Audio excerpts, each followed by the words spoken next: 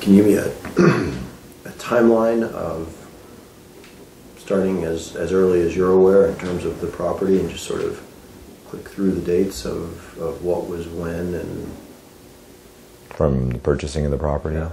So in 1899, I guess the deed was given, and interestingly, my father was going through some old paperwork. It appears that the loan came through after the deed was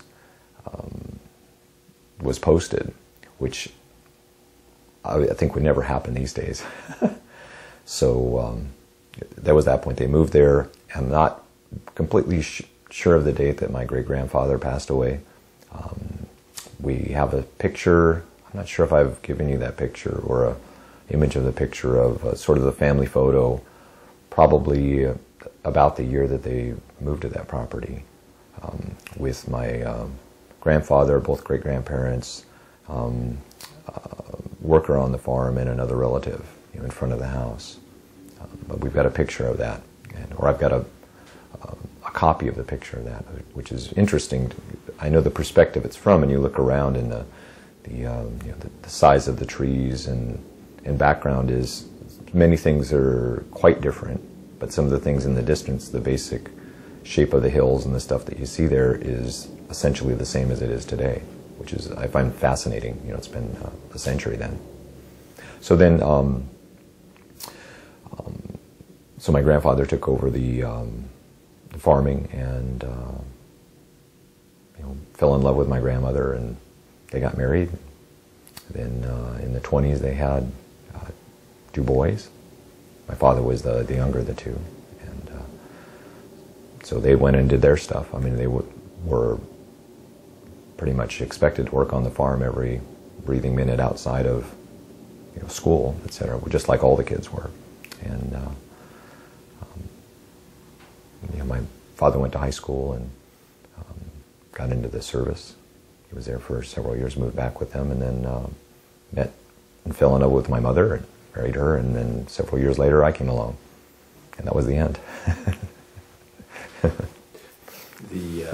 In terms of the history of the vines on the property, there were vines that were hit by phylloxera. That's right.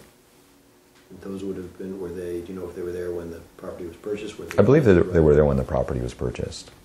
I don't think they planted anything on roots. I think they just had these vines, and then they ultimately had to take them out.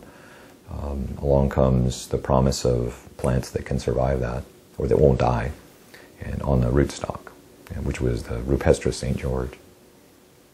And there was a lot of that planted. Evidently, although there's no history of us planting Vitis riparia, evidently around that same time Vitis riparia and was also introduced to the area. They're both species that, as opposed to crosses, which are more common today. Anyway, those 2 rootstocks, the Rupestris and the riparia, were both utilized.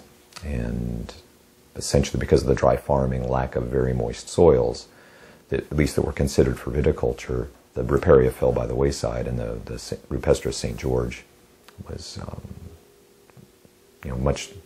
much loved and planted quite widely. So pretty much all of the older vines in that area are on Rupestris Saint-George.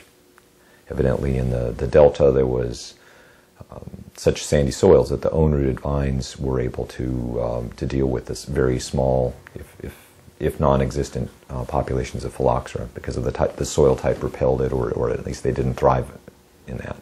But on the soils in Napa and Alexander Valley and Dry Creek, phylloxera did quite well in there and was able to really feed voraciously on the roots of susceptible stuff.